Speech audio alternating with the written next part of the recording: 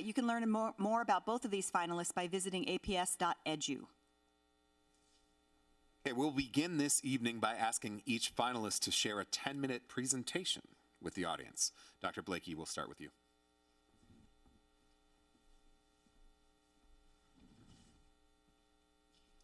Good evening, everybody, and thank you for being here with us tonight. We know you have a lot of other things you could be doing this evening on an exciting Tuesday night, and so you taking time out of your evening and your day to be with us shows your investment and your commitment to the children of Albuquerque, and we're really grateful that you're joining us this evening. I'm Gabriella Blakey, and I'm the current Chief Operations Officer for Albuquerque Public Schools. And I'm also very daring because I'm showing my high school picture throughout the course of the day to people. Oops, but it's little. Good. It was big?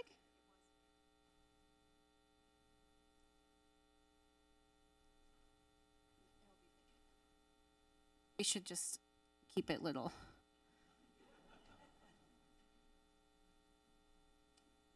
There you go. Great. So I wanted to show this just because this is a little bit of setting the foundation of who I am as a leader and who I am as an educator. My experience in growing up in Albuquerque set the foundation of the values that I carry with me today.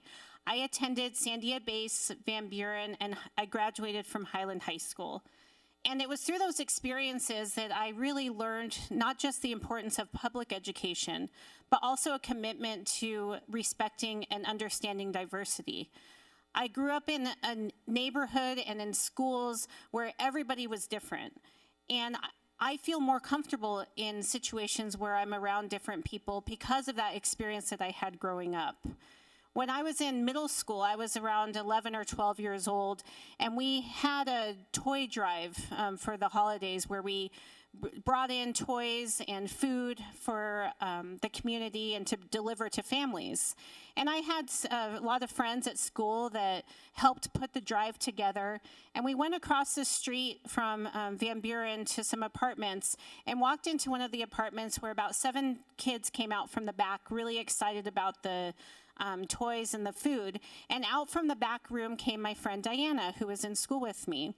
And it was in that experience that I understood that we all come to school with different home lives and different lived experiences. And that's what creates such a strong learning environment. But it also taught me that even though we all have equal outcomes that we expect of our children, that we need to have equitable inputs in order to achieve those. And I learned that at a very early age, and I'm really thankful to my experience at Van Buren and Highland that got me to be in the place that I am today serving the students in Albuquerque. Now, I was a teacher, and I still see that I'm a teacher at heart, so I want you to take a minute to just close your eyes and think about a child that's important to you. This is a child that's important to me. This is my niece, Saya. Saya's in preschool at Whittier Elementary School, and will be going into kindergarten next year. And so coming with Saya going into kindergarten brings a level of responsibility to me both professionally and personally, that she has her whole education life ahead of her. And that I have a responsibility in making sure that that sets her up for success in the future. But that need and that desire that I have for Saya is the same desire that I have for all of the children in Albuquerque. And it's my commitment that the decision that I make in the best interest of Saya is a decision that I make in the best interest of all of our children. And I want you to think about the child that you were thinking of, and know that the decisions that I make every day as superintendent are the decisions that are good enough for the child that you're thinking of. We have established APS goals, and this was created by the work of the community and the school board to develop these 4 goals: early literacy, mathematics, post-secondary readiness, and skills, habits, and mindsets.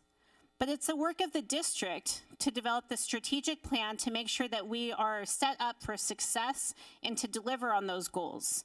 So we have 4 strategic priorities: clear expectations, rigorous instruction, engaged students, and responsive and coordinated systems. So I want to walk you through just a few key initiatives that you can expect under my leadership for each of those initiatives. Let's start with clear expectations. Under my leadership, I will demand accountability for student outcomes at all levels of the district and create systems and levels of autonomy.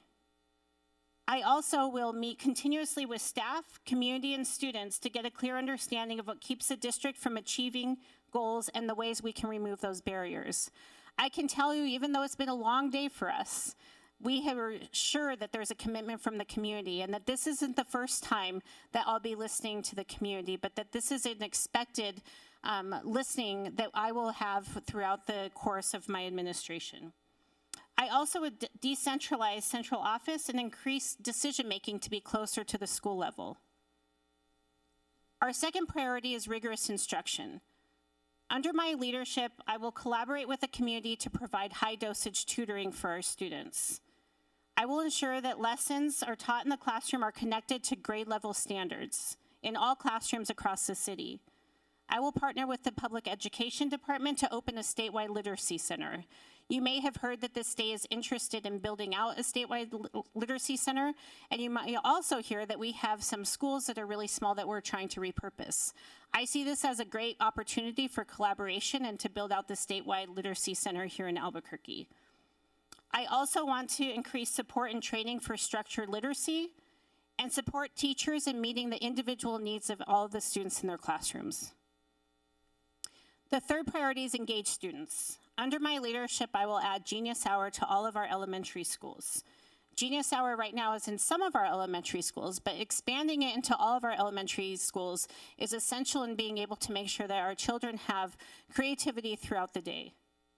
I will ensure that all of our middle school students have access to electives and that it is not just given to them as a reward for attending school or learning. I will create opportunities for high school internships with community partners, increase and establish robust career technical education programs, ensure that art and music is in all of our elementary schools. Again, we have art and music available in some of our elementary schools, but we haven't built it out to be available for all of our elementary school students across the city. I also want to support and increase access to bilingual programs for our students and expand social emotional sports for our students. Our fourth priority is responsive and coordinated systems. Under this priority, you can expect that I will support and increase our teacher pipeline programs and teacher residencies. I will work with our community partners to increase our workforce. I will review curriculum programs to make sure that we're not being redundant in different areas and that we don't have curriculum that's being used of substandard quality. I also will continue to work to shift to student-based budgeting so that all schools and departments' budget aligns to student outcomes. And through all of this, I want you to think about that student again, as I think about Saya, that my commitment to you is the same commitment that I have to ensure that Saya has a successful education from kindergarten to 12th grade, and that I will listen, I will respond, I will lead, and I will deliver for all of our students.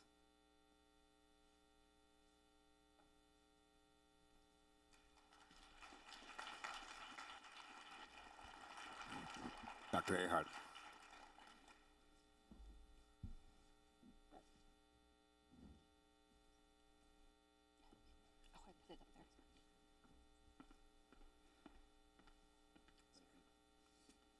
Good afternoon, and thank you very much for being here.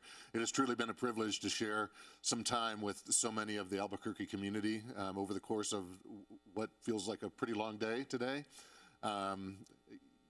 You should be grateful that I am not sharing a picture of my high school experience because it's not presentable and not acceptable for public consumption. My name's Tom Ahart. I'm a veteran educator of 34 years. I've served in a wide range of roles as a public educator.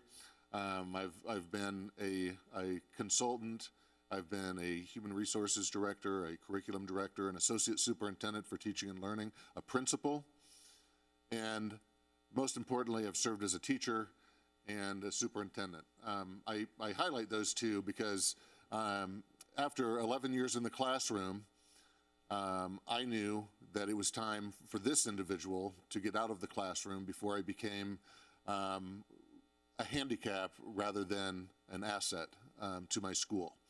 I was getting burned out, I needed to change, and so I stepped away from the classroom and initially thought that I would be leaving education. Clearly that didn't happen.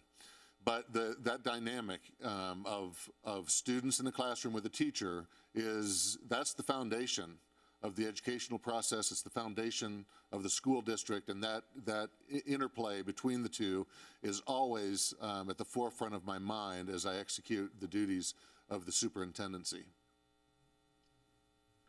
I was educated at Drake University for my doctorate and my superintendent's licensure. I got my bachelor's degree from the University of Denver. I got my administrative licensure through Iowa State. I can go on and on and on and on about the education that I have. Sometimes it seems like too much, but I do want to highlight, prior to leaving the classroom, I thought that I would be leaving education when I was finished in the classroom. And so I earned my Master's of Public Administration. I knew I wanted to stay in public service, and as it turns out, that was a very beneficial move. That MPA, which many consider the MBA of the public sector, has been hugely beneficial in especially the areas of human resources and business and finance, and given me a little bit of a different angle than most superintendents have on sort of the back office operations that are necessary for any school district to be successful, and are even more necessary to be effective and efficient when we're talking about a system the size of APS. My philosophy and my approach. Here's where my heart is and my thinking is in my approach to executing the work of the superintendency and as an educator at the very basic level. All students can learn and all students can succeed. When we find that that's not happening with a segment of our population, then we need to be examining adult behaviors and modifying those adult behaviors and changing the environment in which we're serving our students such that they do learn and are successful. Equity is my North Star. And I have to say, Dr. Blakey speaks about this eloquently. Our students, especially now, and it seems to get broader and broader and broader every year, the backgrounds that our students come from are widely divergent. And so when we talk about this education system, public education system that was really developed when we had an agrarian economy, and so it's like a conveyor belt that we plop our students on when they're 4 or 5 years old and expect them to come to the same ending point at the end of 12th grade is crazy. So working within, sometimes the really restrictive rules that we need to follow as public educators, we need to recognize the starting point of each of our students is different, and how we serve each of those differences needs to be modified based on the particular needs and the particular background and life experiences of those students, so that by the time they're finished matriculating through the school district, they have equality of outcomes and equity of opportunity when they leave the doors of APS. All staff, teachers certainly have the most direct impact, and then principals, but all staff working in a school system have a crucial impact on the outcomes and the experiences that our students have. I believe that firmly, whether you're a food and nutrition worker or a bus driver or working on the maintenance team or a custodian. We all are working in direct support of our students, and so the outcome that we realize with our students is the result of everyone's efforts, and all of us need to own that. People, we're in a people business. We're educating smaller human beings to allow them to blossom into their potential. And we can follow the best science-based practices that we can find. But regardless of what strategies we use, if we do not have a healthy, welcoming, engaging culture, we'll get nowhere. As Peter Drucker says, culture eats strategy for breakfast. And I know that to be true. So whatever else we do, we need to feel like our staff is part of a family here at APS, and especially that our students and their caregivers at home feel like they have a genuine place of belonging in APS, because it takes all of us working together to achieve the kind of outcomes that we want for all of our students. Stewardship is a through line through my entire career as an educator. We are dealing with our most precious resource, our young people, and we are using public dollars to serve their needs. And so we need to be able to demonstrate to our community that we make absolutely the best investments that we can, and are using those investments as wisely as we can to leverage the best results that we can for their children. Continuous improvement is a must in every facet of the district. One of the things as a superintendent that I did was develop a continuous improvement team, and we had a small team of Six Sigma certified staff that would regularly go through, especially after program evaluations, and look for ways that we could be more efficient and more effective at the work that we are doing, so that we could direct as many of those resources directly to the classroom as possible. Everyone contributes. I believe in full engagement. It's awesome to see how many people have been into this room today listening to Dr. Blakey and myself talk about how we would approach this work. But for those who aren't engaged, we need to push to get them engaged for the sake of our students. The next generation of leaders are in our classrooms right now. We have to take that very seriously, and we should not be the only ones impacting the trajectory of their educational experience. We know that public schools are being asked to do way more than they were initially created to do. And one of the debates that I've had to have frequently with my board of directors as superintendent of Des Moines was, what is our role? Is it our responsibility, for instance, to provide internet connectivity for all of our students so that we can extend the school day in a cost-effective way? You know, we provide meals for our students. We provide mental health services for our students. We developed a dental clinic in Des Moines schools through some public-private partnerships. We had health clinics. There's a whole array of things that we did that were necessary for our students to have that basic level of support so that they could be successful academically. But we need to be shouting from the rooftops to our community all of the gaps that we're trying to fill, while they think that all that we're trying to do is teach, because it's gotten way more expansive than that.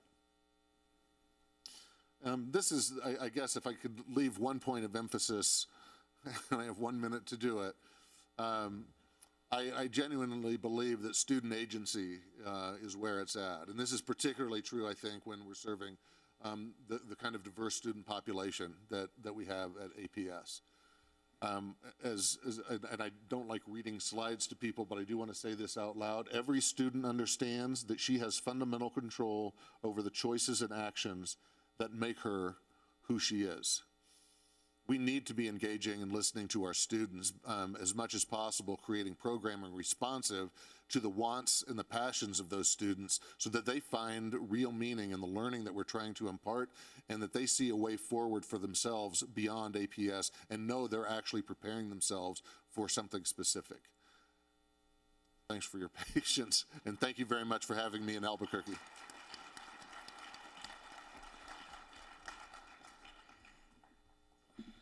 Thank you, Dr. Ahart and Dr. Blakey. Really appreciate it.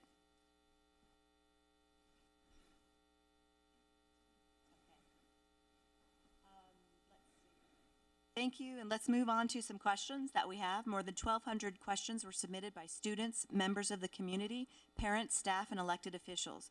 We obviously can't ask them all, but we will post them on the APS website. The search firm McPherson and Jacobson was tasked with choosing the questions to be used throughout the day. Thanks to everyone who submitted these questions. Each Each finalist will now have 3 minutes to respond to each question. They'll take turns answering first. Dr. Blakey, we'll begin with you. What is your previous experience with early childhood education programming, and how will you grow APS's early childhood programs in a manner that is developmentally appropriate? Thank you. Thank you for the question.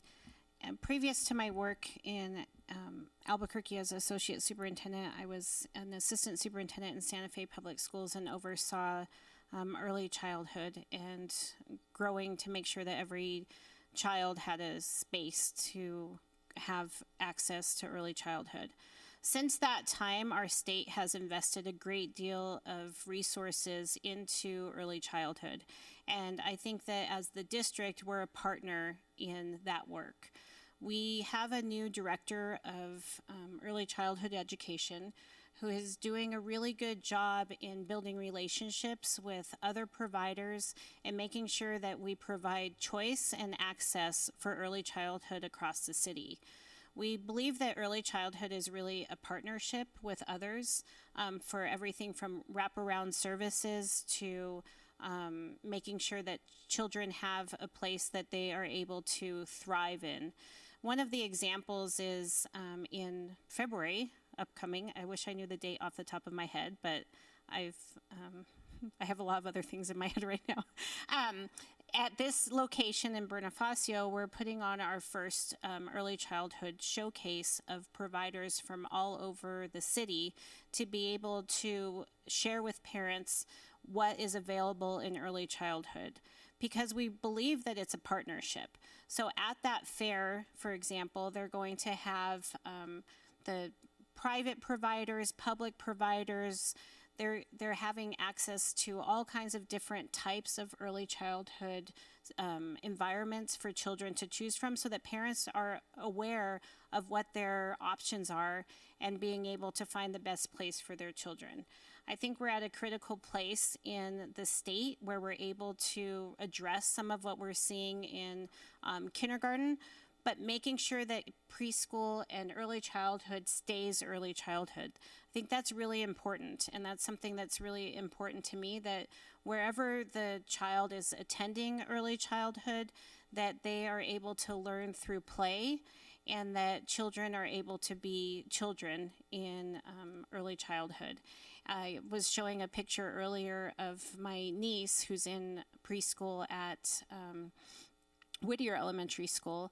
And when I ask her about her day, I always ask her like what she did to play. Because when you ask a 4-year-old, you'll get all kinds of things that they played, but you get to hear the imagination and the creativity, and making sure that whatever environment our children are in for early childhood, that they're in an environment that they're able to be creative and to play and to use their imagination. Dr. Ahart?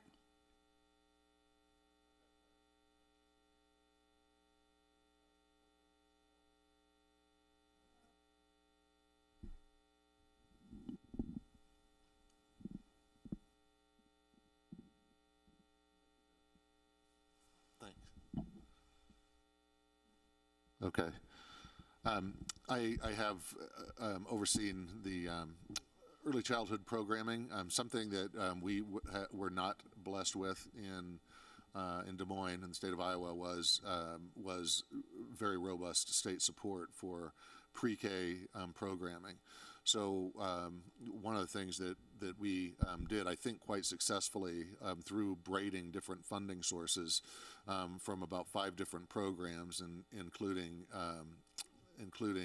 Head Start, was to expand the number of seats that we had available as much as we possibly could, and to extend the number of hours. We got funding, by the way, for half-day preschool, but only for about half the students that we served at that age. So it was a continuous push to get investment in pre-K at the state level, and we did a nice job of getting that expanded for them to finally recognize that ELL services were necessary even at the preschool level if we wanted to have our students fully prepared for kindergarten when they came in. I'm missing my point. Oh, and that transportation was also something that was necessary to make the preschool programming accessible, genuinely accessible. With the half-day programming, we knew that we weren't serving all of our students. So one of the things that I started doing very systematically when we would share out data for reading and math of our elementary students is I would always break down which of our students had a high-quality preschool experience and what that data looked like compared with those students who did not have a high-quality preschool experience, just to take every opportunity to demonstrate just how important that readiness factor is.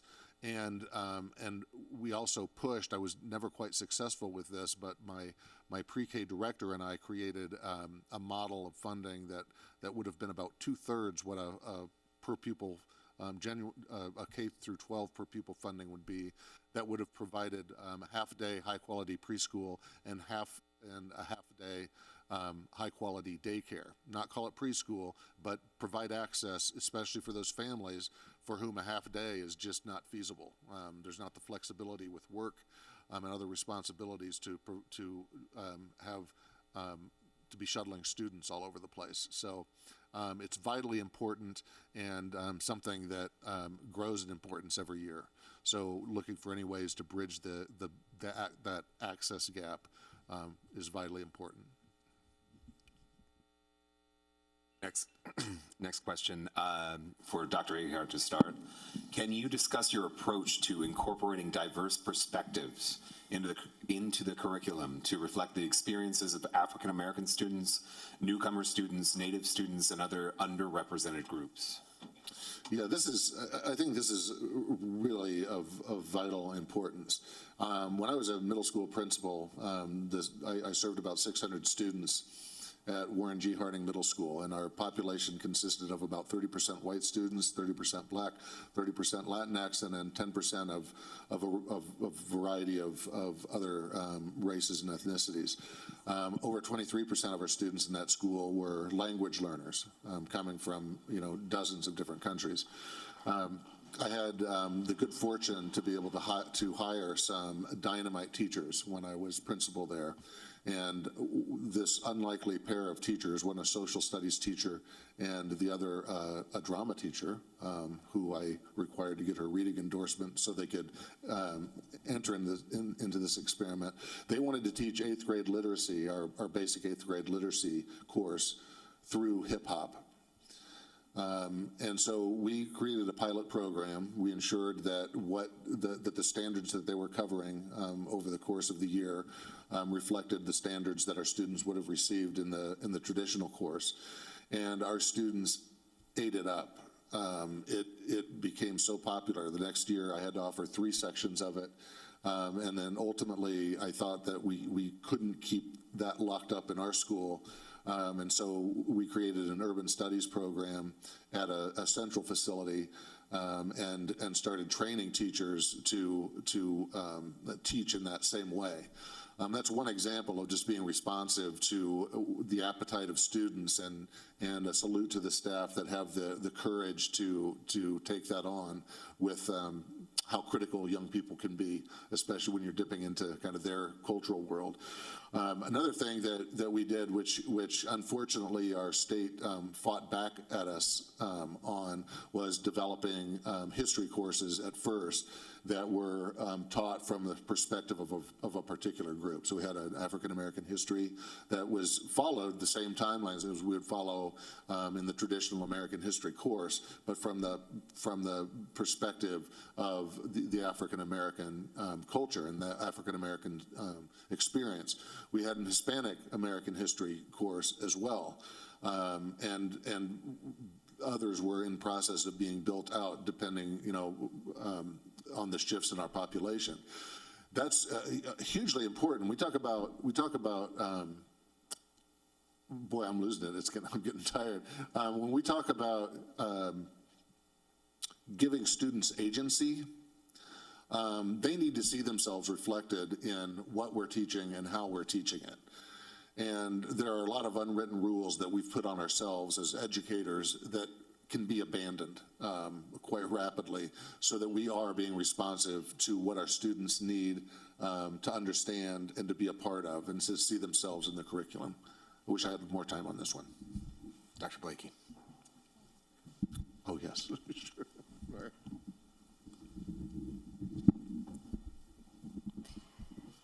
I started my teaching career in teaching Chicano history as a part of an AmeriCorps program. And it was actually in that experience that I realized that I didn't get to see myself in the curriculum. Although I said I went to a diverse school, in the curriculum and what was happening in the classroom, I didn't see myself in the curriculum. And when I started teaching the class and I saw kids start to light up and connect, I as an adult started to connect too, to see what my family had gone through and see history about myself. And through that, I became a social studies teacher and also taught English as a second language. So my innate ability as a teacher is all around my ability to incorporate diverse perspectives into the curriculum, because that's what I did as a teacher. But that being said, I think it's also important that we expand to make sure that all children have access to seeing diverse perspectives in the classroom. Because otherwise what happens is, I've worked in every quadrant of the city. And it's really important that all of our children in every quadrant of the city see diverse perspectives. And it's not just, oh, I was teaching at Highland High School. So it wasn't just, oh, at Highland they have this class, but they don't have this class at another school. It should be that all of our children have the opportunity to learn diverse perspectives, because that's our story, that's our history. And so I'm really adamant of making sure that our diverse perspectives aren't only to make children see themselves in the history of the class, but that it exposes everybody to our history collectively. I also think that we have to work with our students to make sure that they're connected in the curriculum. We were talking earlier in the session prior to this about kids being engaged in school, particularly at the middle school and high school level. Having students be engaged in the classroom and seeing themselves in the curriculum and helping develop the course. As a teacher, I had my students actually help develop the syllabus of what we're going to use during the year. And it was because of that that they were so engaged in learning, because they were a part of the process. It's their class. It's their journey in education. And so working with our teachers to make sure that our students have access to different perspectives, but also making sure that our kids have access to be a voice in developing their curriculum is very important. Dr. Blakey, you'll answer this one first. How do you plan to effectively address the achievement gap students are experiencing due to COVID so that they are ready for college or whatever is next for them following graduation? Thank you for the question. It's really hard when we have the back-to-back ones. So one thing that's really important is that we make sure that we are addressing the standards. So although we had interrupted education during the COVID shutdown, we also didn't change the standards of the classes. And so it's really important that as leaders and as educators, that we are making sure that the kids are being taught the standards of that particular class. It didn't change, we didn't lower the standards, but we have to provide the scaffolding and the resources to be able to reach those standards. And so that's where we are right now with trying to, we hear about catching kids up, is to make sure that we're providing extra resources, more support for students to reach the standards, because the 8th grade standards are the 8th grade standards that we're prior to the pandemic and after the pandemic. And so we need to make sure that we invest in things such as high dosage tutoring to make sure that students are getting the support to be able to reach the standards and not take away from them. So one thing I really want to make sure as superintendent that we don't do is that we take away courses for students to be able to catch up, because often that is at the expense of the elective classes and the classes that are developing a whole nother area of the brain for students, as well as keeping kids engaged in learning. So because a student is behind, for example, in math, I don't feel like it's effective to give them an extra class of math to catch them up. Rather, we need to invest in high dosage tutoring and outside support and work within the classroom rather than taking a class away from them to be able to catch them up. And that is something that is really important to me in my leadership, is that we make sure that our students still have access to, that they're not being punished in any way from being behind in a class, and that we are able to provide that support to them within the constraints that we have. Dr. Ahart? Thank you. Yeah, COVID was certainly a challenge. I think my 2 years of COVID seemed more like 10 years of non-COVID time as a superintendent. One of the things that we had used strategically prior to COVID, especially at the high school level and to a lesser degree at the middle school level, was being very clear and specific on what mastery of a particular standard meant. And then we developed units based on each standard, such that if a student, instead of saying a student failed a course, and this became a huge benefit for us once COVID hit, we could identify more specifically what standards are they missing, and really direct our efforts at filling those standards rather than repeating an entire course, which really is frustrating for the students. It's frustrating for the teachers, and also, as Dr. Blakely so wisely pointed out, it also prevents students from exploring some other areas that may be of much higher interest to them, and areas that are helping develop the student in other ways. So although I'm not saying that this is the right fit for APS at this time, moving to a standards reference system in Des Moines, which we did early in my superintendency, opened all sorts of doors for us to be much more specific about what our expectations were of students, and to ensure that school by school, zip code by zip code, there was consistency in what our students were receiving from an equity standpoint, how they were being evaluated from an equity standpoint, to ensure that our students who had we had a pretty high mobility rate, weren't going to miss a step when they had to move from one school to another. And largely, the COVID situation played out in many ways like a really high mobility rate among our students, with gaps, hit and miss gaps all over the place. And so having a system to better identify what exactly the gaps are, then we can more efficiently fill those gaps. How will you lead the district in addressing the ongoing safety issues in our schools to keep our children and staff safe, specifically the issues of disruptive students and gun violence on campus? Dr. Ahart. I think first and foremost, we need to call the baby ugly when the baby's ugly, and not pretend like conditions are better than what we wished they were. Because ultimately that breeds less clarity about what the situation is, and it becomes more difficult to identify root cause and eradicate the root cause, right? Especially gun violence is horrifying to all of us. I can clearly remember when shooting in Colorado happened back when I was a classroom teacher. I was teaching in Iowa at that time, not Colorado, but I had been in that high school as a high school speech and debate coach. And ironically, the brother of my high school principal at the time was a principal in that district. And that seemed like a one-off or a 10-off. And then it just seemed like the frequency of those things happening just kept accelerating.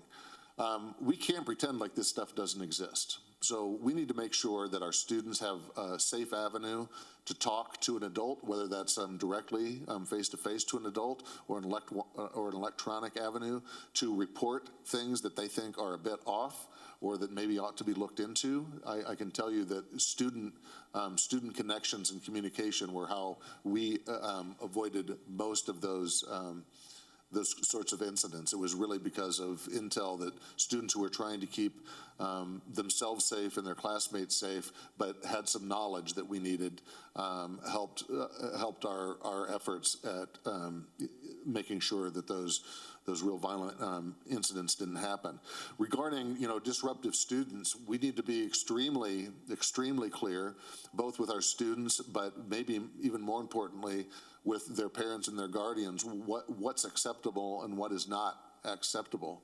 And one of the things that we did that's maybe counterintuitive to help illustrate that was we really reworked how we reported student behavior.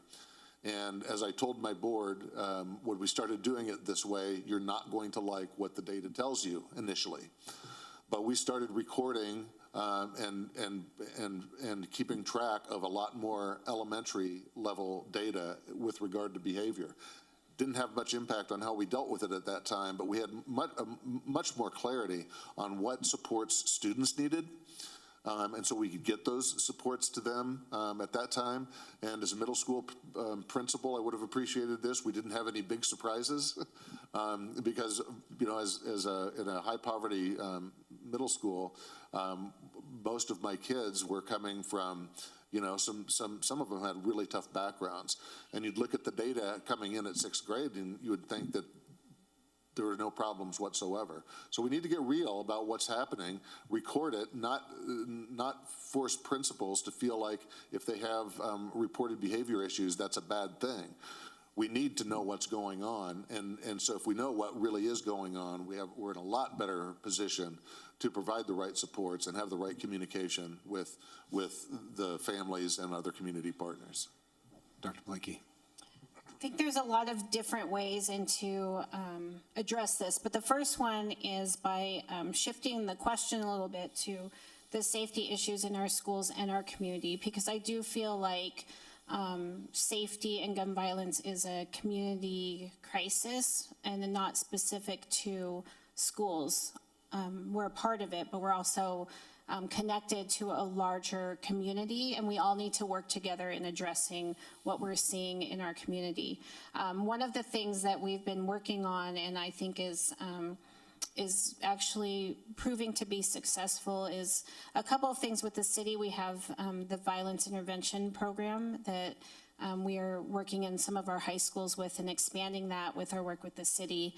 We also have partnered with the DA's office to present to schools a little bit more in depth of what happens if you bring a gun to school, as well as kind of how to prevent, see something, say something, how to get help if you feel like you're in a situation where somebody's asking you to bring a weapon to school or you don't feel safe.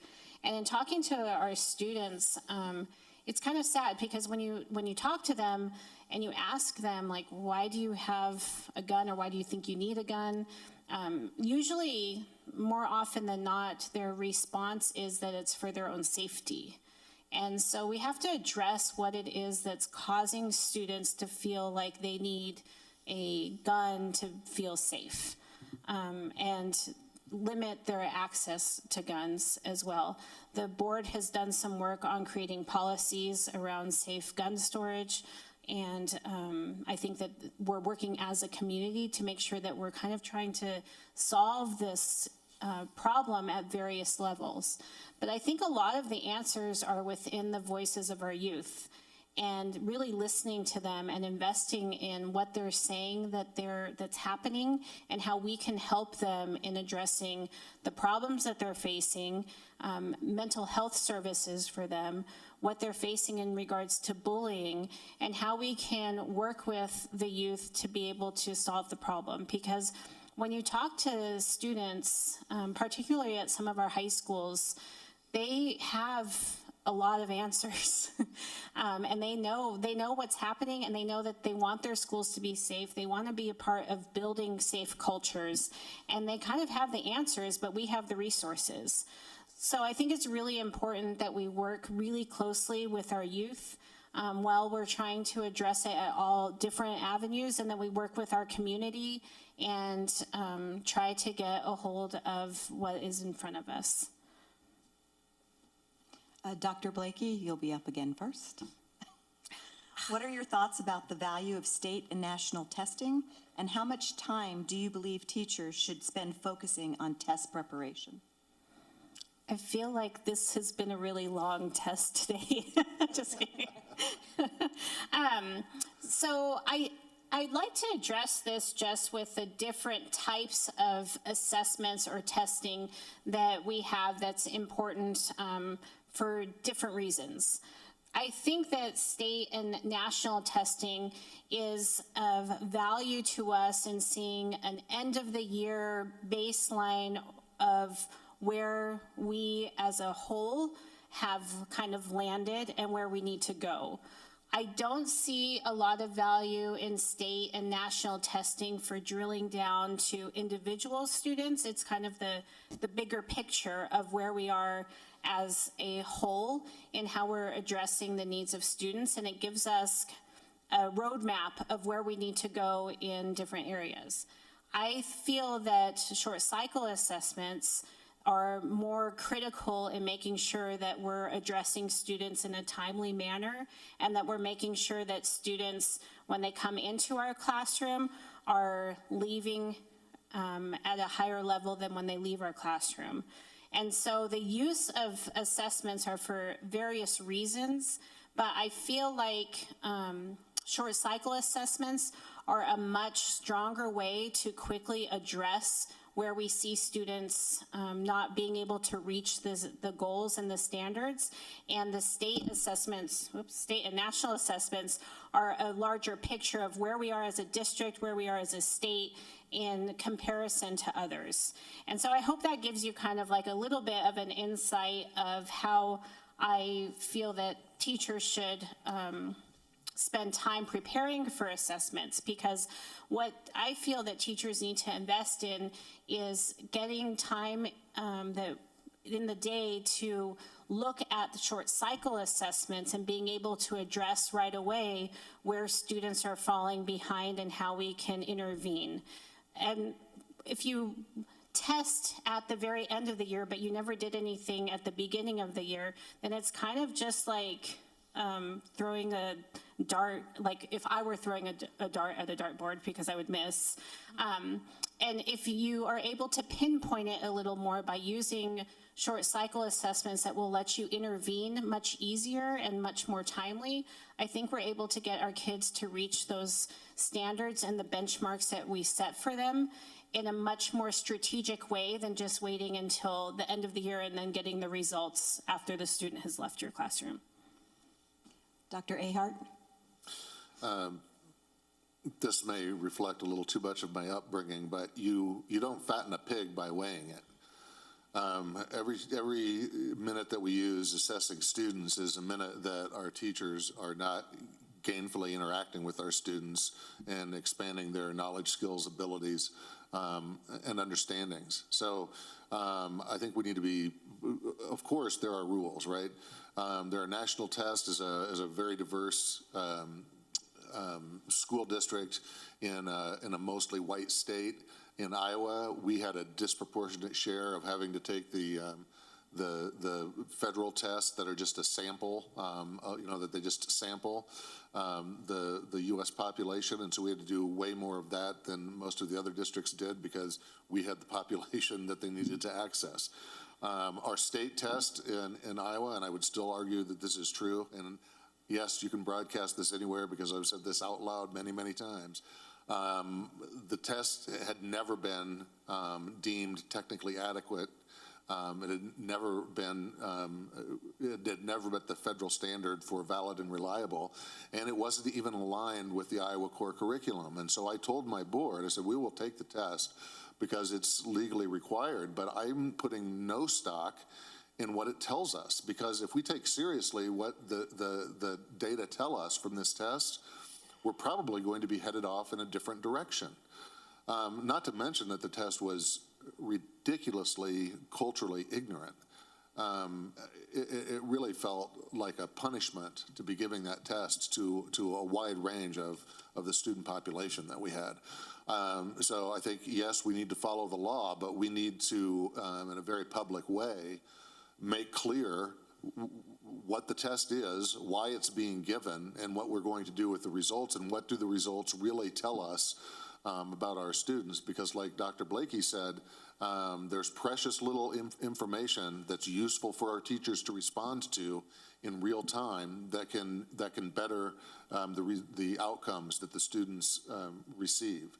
So we need to resist the temptation to put too much weight, especially on those state and federally required tests, because they're not created for the population that we are trying to serve in Albuquerque. Dr. Ahart, what significant and measurable improvements in student academic outcomes have you been able to achieve in your current position, and how did you achieve them? We had my first, I guess, win, I'll call it, as a superintendent, and with regard to improving student academic results, and I'll reference the state test here. We moved, for equity reasons, we moved to a standards referenced grading system across the district. And we started in my first year as superintendent at the middle school level. That's counterintuitive to many of you probably, and logically so, but that's where we saw the biggest need for having some consistency of experience school to school to school across the city, and where we really started seeing some alarming rates of disengagement of students in the academic process. Once we had standards reference grading in place at our middle schools, we saw a dramatic uptick in students who tested proficient on the state test. I know I just said that there's no weight in the state test, but it meant something to the public, I can tell you. And we saw another big bump in students who tested at advanced proficient and not just proficient. So we knew we were hitting at least a consistency target, and that we had a lot higher engagement, especially in our higher level courses at the middle school level. But the biggest impact that move had was it enabled us to do a much better job modifying curriculum for our English language learner students and our special education students, so that we weren't cheating them out of the core curriculum that we said we had the expectation of all of our students to learn, but that so many of our students really never had access to.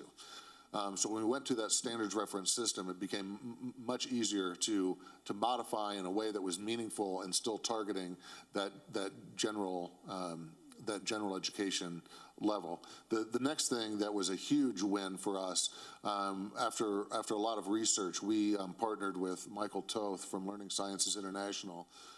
Michael Toth is not a household name, but he worked he was sort of the measurement guru for Bob Marzano. We implemented the Marzano leadership framework and the Marzano instructional framework, so we had shared language around good leadership and good instruction district-wide, and then we implemented what's called Schools for Rigor, starting with our Title I schools. And we saw dramatic gains for our students, not just our Title I students, but for all of our students who were exposed to that. And eventually, we were the first district to bring that to a district-wide implementation. Dr. Blakey. I have significant and measurable improvements in student academic outcomes in every position that I've held, from the classroom to as a principal and then as an associate superintendent. And as a teacher, when I was teaching English as a second language, my students all actually tested. I had the newcomers, so I had the entry level, and all of my students tested out of the second level of their assessment and skipped a whole time of what they needed for English language learner classes due to our work that we did with them. And in my classroom, I've always believed in kids and done the best that I can to make sure that we're investing in them. As a principal, I had significant increases in our special education scores as well as math, particularly. And as an associate superintendent in middle school, when we worked together, we had significant increases in math. And I am answering the question of the assessments. When you're looking broadly, that's the use of state assessments, right? So as a middle school as a whole, we can look at 7th grade math and see collectively what we did in the year. But the reason that we were making those gains is because of the short cycle assessments and the collaboration that the teachers were doing in the schools as a team and breaking it down to the individual student. So although I would say that and I see 2 of the middle school principals that did a lot of this work. So for more details, you should talk to them after this. So as a collective, as middle school principals, we worked collaboratively to make sure that we were working together to change the trajectory for our students. But then you break that down individually at the school and the classroom level by making sure that the teachers have time to review student data, to collaborate, and to address any of what they're seeing in the data to address the student needs. I took that work to Learning Zone 1, where it did the same kind of thing, where we look collectively as a whole at Learning Zone 1, and then we broke it down into the individual standard that we were going to work on. We went into schools together, into classrooms, and the principals worked together to help each other in what they were identifying in the classroom that was prohibiting them to be able to move forward. And they used that collaboration to then work with the teachers who essentially did the same thing. So my success in seeing strides in student achievement is looking at it from the whole, as looking at the state assessments, but then breaking it down to the classroom level, providing teacher collaboration time, and making sure that the interventions are connected to the individual student and being able to address those learning needs at an individual level. And then through all of that, we're able to achieve some great results. Dr. Blakey, you'll answer this one first. Not everyone goes to college. What are your plans to create a robust career pathway for those who do not wish to go to college? I think we have to do much better at this. A few years ago, or many years ago, I think, the state kind of had shifted to this kind of college track for everyone. And in doing that, we left a lot of people out, but more importantly, we also left out a lot of careers. And so there's gaps that we're seeing in my current position as Chief Operations Officer. We see firsthand gaps in the workforce. And we also see students who are really disengaged and want to be a part of something bigger. And so we know that we can connect these two, and we have a lot of partners in the community who want to work with us on creating pathways and apprenticeships for students. Last spring, I think it was, the Apprenticeship Council from Albuquerque Public Schools, in collaboration with the foundation, put on an apprentice fair. And this whole room and the outside was filled with employers, but more importantly with students from all over the state who were so excited to see hands-on what they could be part of. There was construction, plumbing, there's everything. But what was more exciting to me was to see kids who we think, in some of the other questions we've talked about kids being disengaged, we saw kids so excited and talking to other employers saying like, you can make this much money and you can enter this workforce and this is what you have to do. And they wouldn't have known that otherwise. So we need to expand those kinds of events for our students, but we have to prepare them to be able to go into those careers as well. I firmly believe that we need to build out career and technical education, expand what we have at the CEC, at College and Career. We've talked about another property that we have and expanding to have more trades at our new transportation center, to be able to work with CNM and to work with the Carpenters Union and all of these other associations who want to help us. I think we're at a pivotal point of being able to move forward on this work. We just need to be able to be bold and courageous and jump in and provide these opportunities for our students, because it will not only help the workforce, but more importantly, it's going to engage these students who we have talked about all day that are disengaged in learning, that are just, you can tell that excitement that is within them if they have something that is of value to them that they see themselves succeeding in. Secondly, we have to continue working with the state to make sure that our high schools, the credits have enough room to be able to take elective classes, and that those classes can count for some of these hands-on learning, because it's prohibiting them to be able to, they have to wait until their junior or senior year to take elective classes, and we've already lost them by then. So we need to really work with the state and redo our credits to make sure that the opportunities for our students are there from the second that they enter high school. Dr. Ahart? Yeah, our state, New Mexico is not unique in this regard. In my opinion, states need to get higher and tighter on exactly what they want a K-12 education to mean, because we have this pendulum that seems to swing back and forth and back and forth and back and forth, and we never really quite get centered, and therefore we don't do a good job of helping our students make choices about what it is that they want to do after they leave us. One of the things that I'm really proud of in my work at Des Moines was creating the state's first certified apprenticeship program.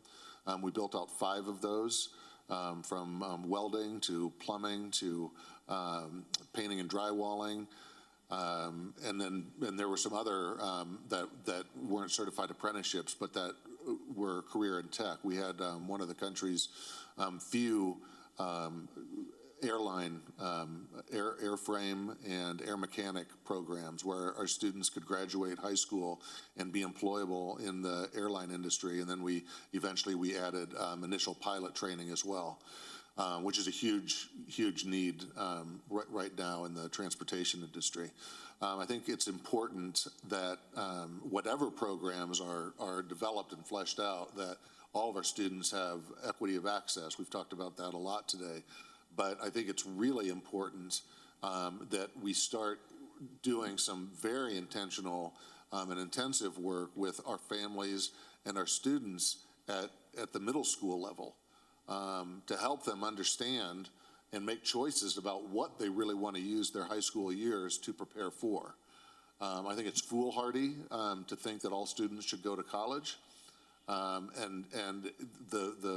If trends keep going like they have been since I've been in college, very few of our students will be able to afford college in any way, shape, or form.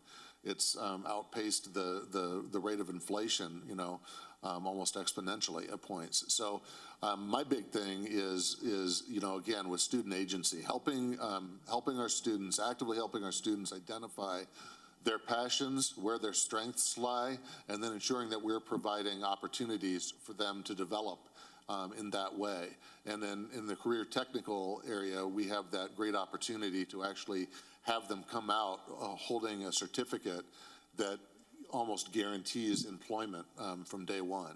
which is highly motivating if our students know about it soon enough to be able to take advantage of it. Dr. Ahart, bans on smartphones in schools seem to be gaining traction in some places, especially in private schools. Would you be in favor of, and would you have the courage to enforce, a ban or specifically designated zones for phone use? This is one of those really fun administrative challenges that we get to face in education. I'll start with an anecdote that hopefully will help you see my view of this issue. This is not a new issue, certainly. When I became principal at quite frankly, a failing inner city middle school, one of the first things I did was create a pretty extensive survey that I sent out to all my staff, and it was over the summer, so I was grateful that virtually all of them replied to this really extensive constructed response survey. And over half of the staff said, we need to get rid of cell phones. They're a distraction. If I have to deal with one more cell phone, I'm gonna burst. Well, we had some really intense conversations about that during pre-service, and I said, look, I'm not one who wants to create a rule that I can't enforce. And the only way we could really enforce a no cell phone rule would be for us to actively frisk our students every morning as they came into school. I'm not going to ask you to do that. I'm not going to do it, and it certainly is not going to create the environment and the culture that we want to have in this building. I said what we can do, if we're all on the same page, is set some guidelines on how we will respond to inappropriate use of technology. So our rule became essentially, if in the classroom, whether class is started or not, if we see or hear a device, including earbuds, then those are confiscated. They're brought to the office. We put them in an envelope with the student's name on them, and the parents are contacted, and we will give those back to a parent, not to the student. And the biggest challenge in enforcing that, and it was by and large, it was successful. The biggest challenge was the teachers being consistent about it. The teachers who were consistent about it, the problem essentially in their classrooms evaporated, but you needed to be consistent. And then the biggest gripe that we heard were from parents who got sick and tired of coming to school to retrieve the device, because it was a huge inconvenience for them, and we knew that. So I think we need to make common sense, take a common sense approach, really identify what it is that we're after eliminating. What is it? What's the concern? And then create a response to that that's specific to why it's a problem. I know that's not the panacea that you all wanted to hear out of one of our mouths, but I'm not sure that really exists. But I'm not one to just ban them. No. Dr. Blakey. I was thinking that the students this morning were going to ask us something about using phones. It's hard because I'm thinking about my introduction today when I showed the picture of my 4-year-old niece, thinking what the world is going to look like for her by the time she graduates from high school. And cell phones kind of fall into that in that students do have access to technology and information on phones, but they're using them inappropriately a lot of times. So how do we balance that use of using technology appropriately, because they have computers, they have phones, they have access to a lot of different things. They have watches that can communicate. And so banning them, I don't think addresses the reason of why they're using them. And I think that the answer to the issue lays within us working with the students and having them come up with some of the ideas of how they can begin to use them appropriately, particularly our middle school and high school students. When I was a middle school principal, I was working with the students on this because it's it's an issue. It's an issue, and we did a competition of if they can keep their phone off for a certain period of time, then they got like tickets for the rewards that we had for them. And so students would try to like keep their phones off for longer. And it's really funny because just the other day on the radio, I heard a ad for a competition that for adults, because we all have, I mean, let's face it, we all have the same issues with our phones, as I see several of you using your phones. And They're watching the YouTube channel. right, they're watching us live. But so the competition was if you can keep your phone off for 30 days, you get $10,000 at the if you reach the competition. And I quickly was thinking that I knew my husband can do it because he doesn't actually like the phone. So I was going to have him enter the competition. But they give you, because the safety feature of a phone, if you enter this competition, they give you a like track phone that can only be used for calls. And I only say that because that's why we have to be really careful with a complete ban without looking at it. Earlier, we were talking about safety and that students are scared to walk home by themselves, and often they revert to carrying weapons with them because they're scared. So how do we make sure that students have access to be able to communicate? I know a lot of parents rely on the phones for communication to make sure kids are safe as well. So we just have to look at it really methodically of what is causing the distraction and how we can eliminate the distractions without causing issues on the other side of students being unsafe or unable to access information. Dr. Blakey, what have you learned from a time you came up short in delivering improved student outcomes, and how will you apply that learning to deliver the outcomes outlined in the strategic plan? One of the lessons that I learned as a principal was, I came into it kind of talking through what I had talked about with my success in the classroom. So I thought, okay, as a principal, I know what to do. I know what I did as a teacher. And I quickly had a thought and an experience that the teachers weren't following me. I was working over the teachers to get to the students because I thought, well, as a teacher, I knew what to do. So as a principal, I'll just do the same thing. And I quickly realized that my work had shifted to working with adults and to invest in the adults to get to the kids. And that has stuck with me because it was a really hard lesson to learn, and very early in my principalship. But I learned that in order to address the student outcomes, it wasn't up to me, myself, as a principal that was a successful teacher, to just jump over the adults to get to the kids, but that my role had shifted in order to empower the teachers to be able to address these outcomes with the kids. And so I feel like I carry that with me in being able to achieve the work of the goals and the strategic plan, that my role is to invest in the adults and to rally around our students. And only together we can create the opportunities for success of our students and increase student outcomes. But it's not an individual, me as superintendent is just gonna wave a magic wand and continue as I did as a teacher, because the work is different. And I learned that really early, and it's something I carry with me. And even with the students I teach at the university who are aspiring to be principals, I tell them the same thing, that the work is investing in adults to rally around students and create the environments and the conditions to achieve with our students.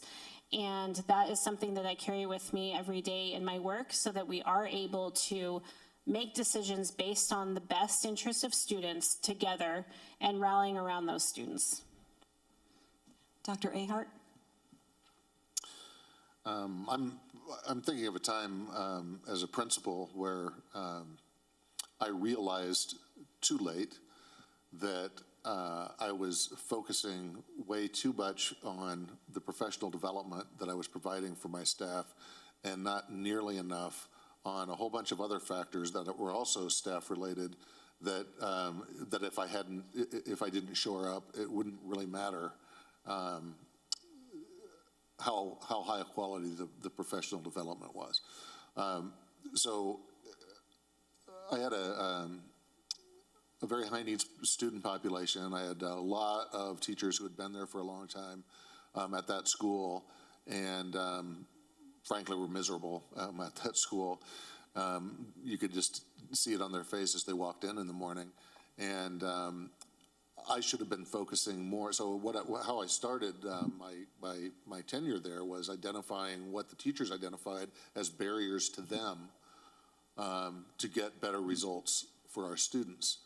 And so we would meet every quarter, and I would report out on how we were doing on eradicating those barriers. You know, planning time was part of it, needing more planning time, needing less supervision responsibilities.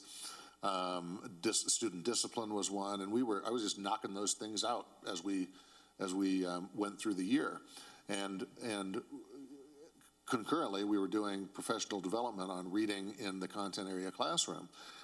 And I thought, well, gosh, everything seems to be going so great, not really getting the results. Well, I started looking at the data, and I thought, well, let's see, our student attendance rate with a virtually 100% poverty student population is better than my teacher attendance rate. So if I do a great job with these teachers, but they're only here, on average, maybe 9 out of 10 days at best, who cares? I mean, the kids don't even think they care. So I made it a very, very specific, intentional effort that mainly consisted of publicly reporting to my staff every week student attendance, staff attendance, and telling them that I don't want to hear how much you love these kids anymore,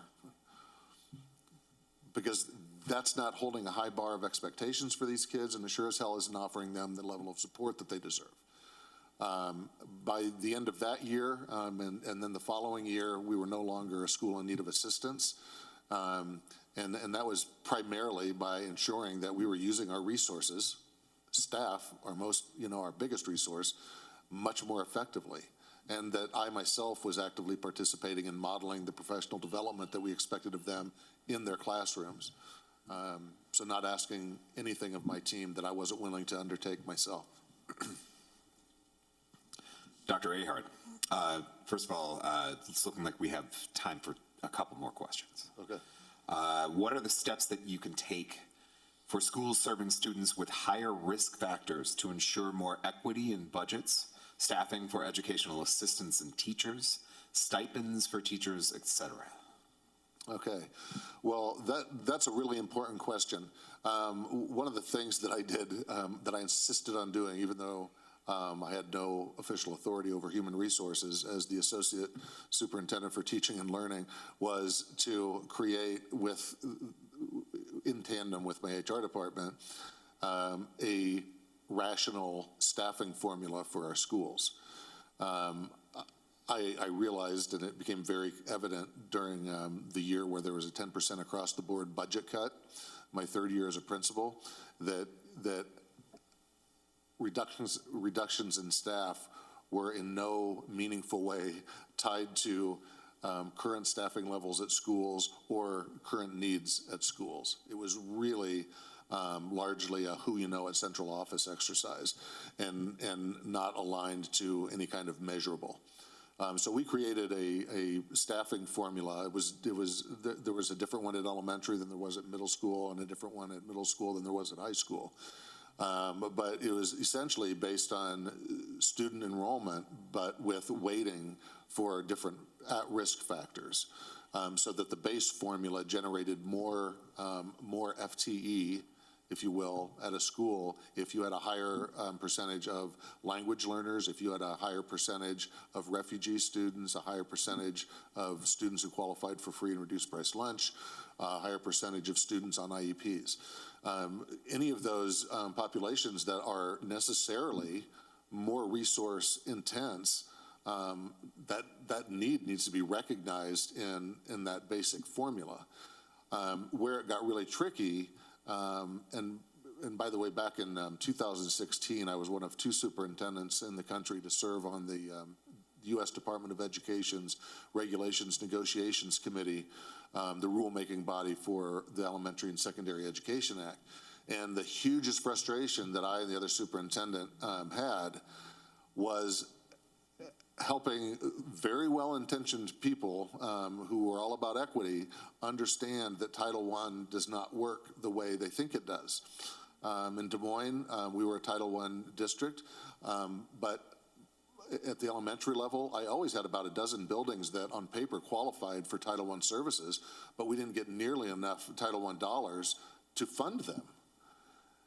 And the new rules that make it really difficult to give more resources to schools that are also getting Title I dollars, it becomes a real exercise in creativity, but it can be done. But I guess my basic point is we need to really recognize the challenges that we're putting in front of each of our schools based on the students that they're serving and staff them accordingly on a very fundamental level from the outset.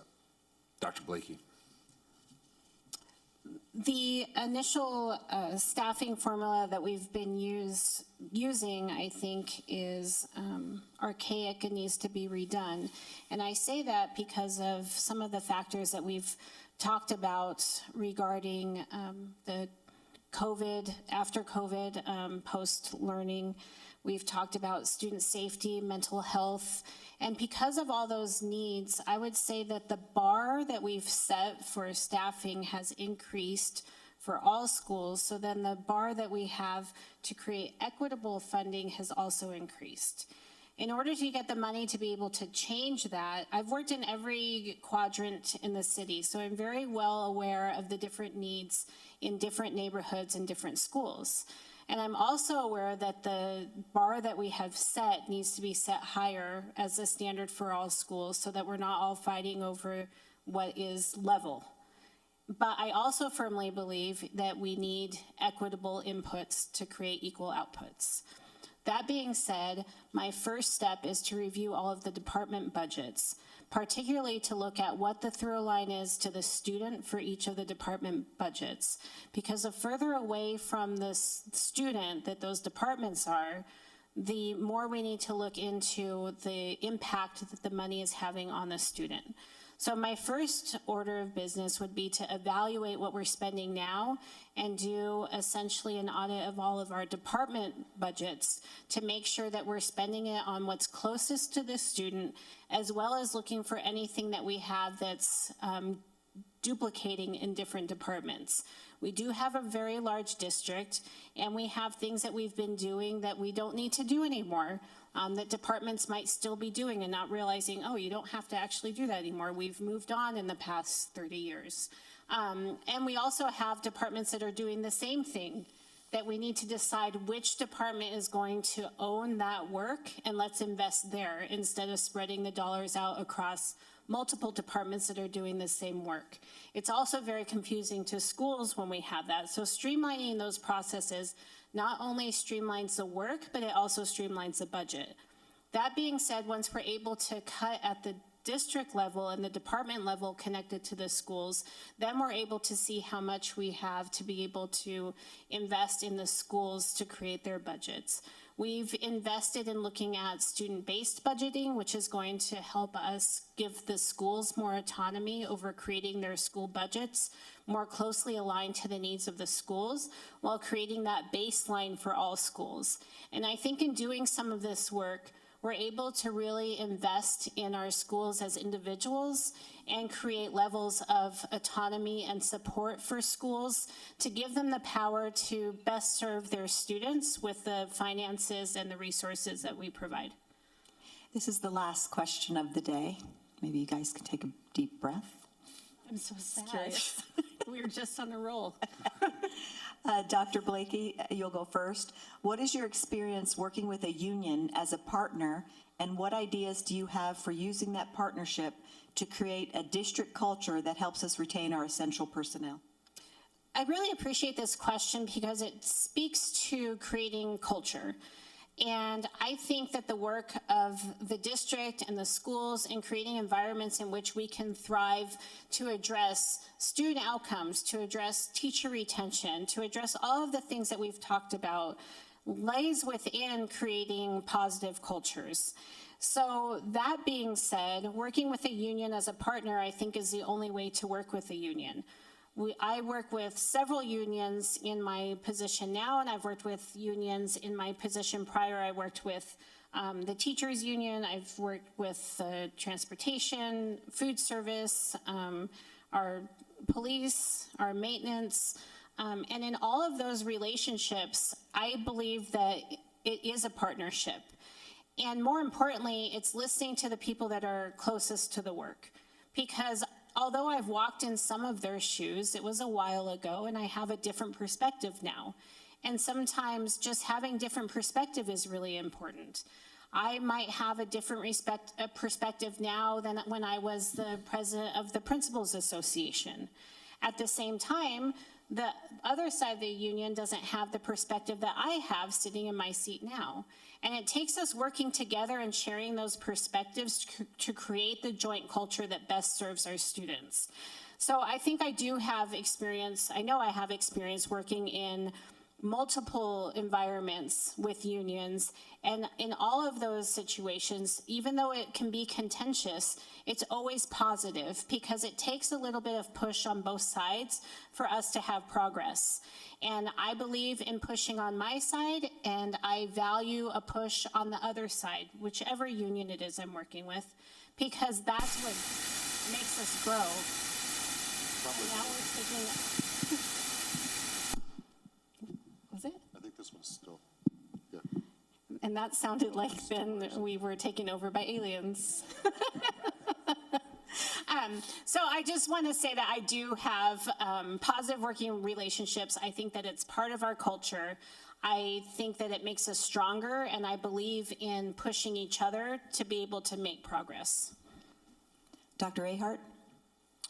Yeah, I believe in having a strong relationship with our unions and with our employees who are not represented by a union as well. In my experience, we had a teachers union which was very strong and which I had a really positive relationship with.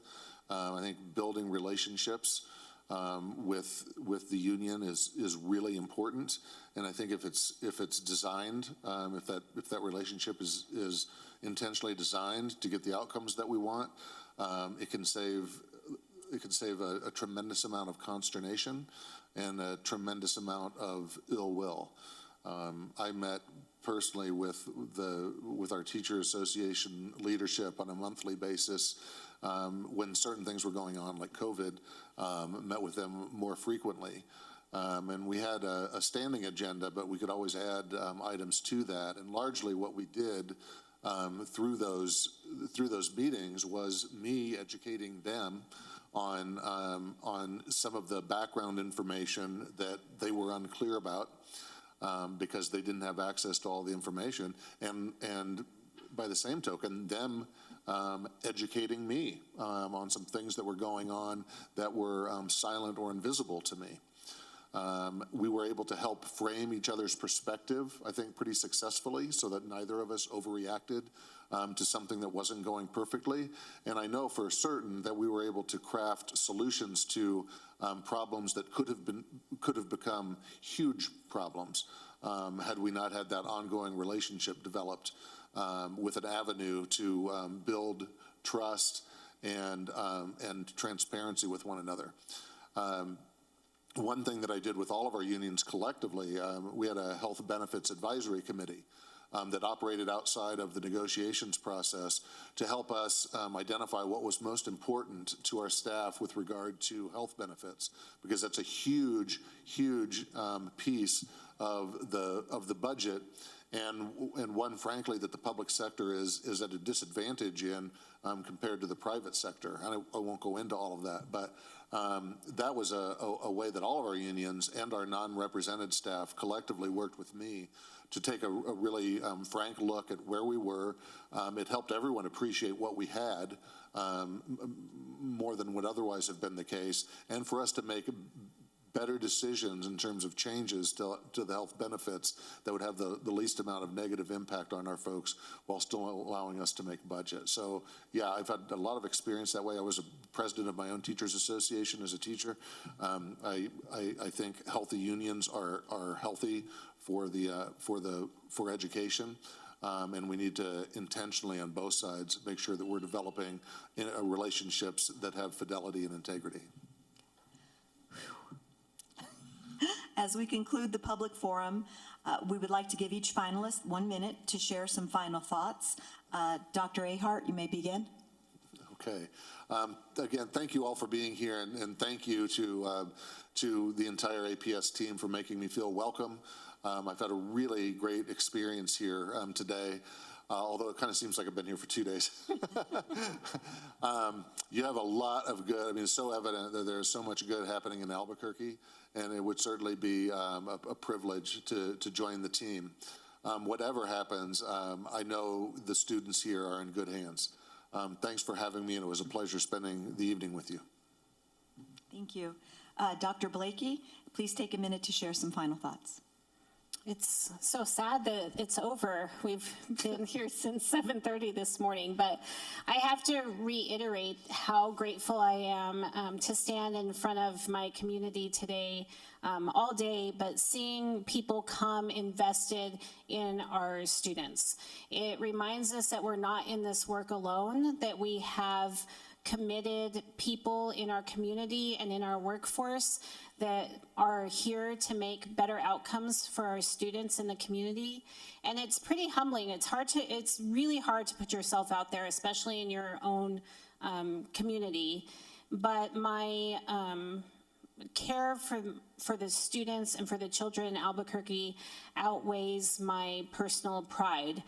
And it's been really humbling to just see the audience of not just my own family that's come, but former colleagues and former students and former teachers.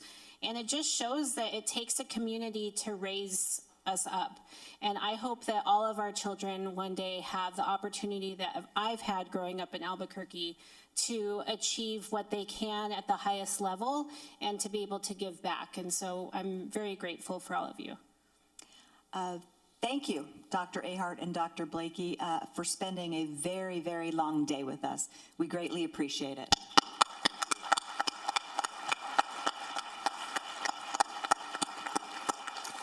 As a reminder, the APS Board of Education wants to hear from you. Before you leave today, please share your feedback on the 2 finalists using the QR code posted around the room or on the purple cards that you may have picked up near the door. If you prefer, there are blue forms that you can fill out and leave in the basket near the main door. Please know that your feedback is confidential and goes directly to the search firm. Board members will use this feedback tomorrow as they decide which will be the next superintendent of APS. That concludes the Meet the Superintendent finalists events. Please drive safely and have a good night. Don't have to go home. They can't stay here.